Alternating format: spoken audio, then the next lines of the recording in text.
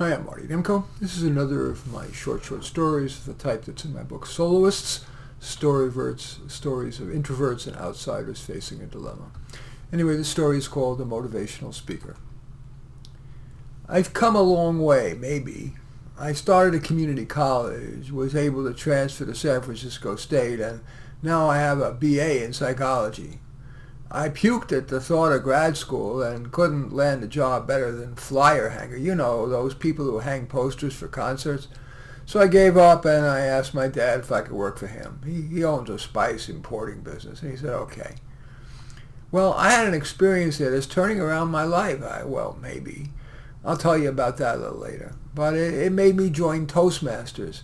It's a place where you practice giving public speeches. And I got to give my speech about that, and the people who were attending the meeting, well, at least most of them, gave me a thumbs up. That gave me the courage to give my speech in front of regular people. You know, my dad is an elk, and he told me, like Rotary and Kiwanis and Lions and all that. Anyway, my dad is an elk, and he told me that they have a speaker every week at every meeting. So I asked my dad if he'd put in a word for me, and he kind of hesitated, but he did.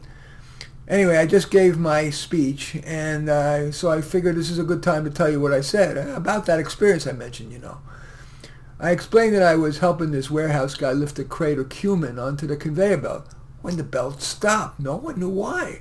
And then for no reason we could figure, it started up again. But those few seconds when it didn't work gave me a moment to think.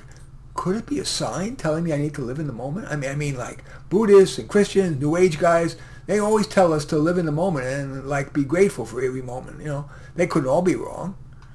Well, I do that all the time now. I be in the moment, be grateful, be in the moment, be grateful, be in the moment, be grateful, be in the moment, be grateful. I told them, I'm telling the audience now, I told them that I thought that was the real religion. I then asked the audience to say it after me. Be in the moment, be grateful. Be in the moment, be grateful. Be in the moment, be grateful. Be in the moment, be grateful. Well, I figured if I kept it going a while, people would start joining in, but only a few did. And so I was embarrassed. I think I got to go back to Toastmasters. Anyway, that story is called The Motivational Speaker. As usual, I welcome your thumbs up and accept your thumbs down. I always look forward to your comments, and especially like it if you hit the share button below.